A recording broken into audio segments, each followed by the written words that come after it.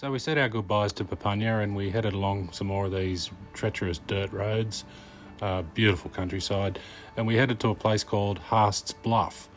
Haast Bluff, there was actually another Aboriginal settlement out there in the 60s, which is still there now.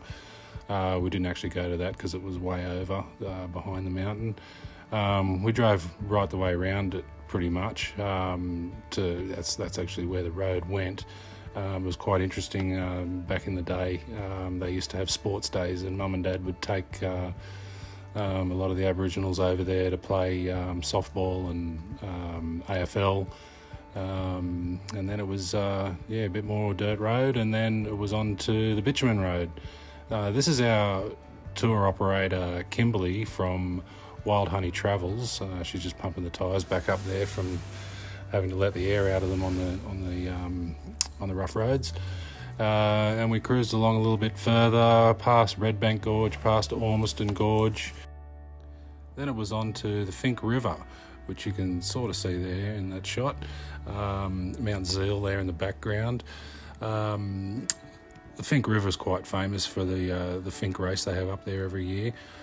From there it was on to the place called Glen Helen, where we had some lunch, pie and a beer. And then from there we went to the Ochre pits. The Ochre pits were absolutely amazing to look at, a very sacred site. The Aboriginals would gather different coloured oxides to be able to do their Aboriginal rock paintings and the secret men's business of the Coabberies. Absolutely amazing to see that. It was then on to Ellery Gorge, where we were going to have a swim, but it was a bit late in the day. The water was freezing, so we thought, no, we'll give that one a miss. Then it was just looking at the picturesque McDonald Ranges all the way back into Alice. Absolutely amazing countryside. Usually it's a little red dirt, but because of all the rain they've had, there's a lot of grass. There's the view from our motel room. Next morning, straight up early, had some brekkie, and we headed out to Stanley Chasm. It was a little bit of a walk up there, but I'll tell you what, it was worth it.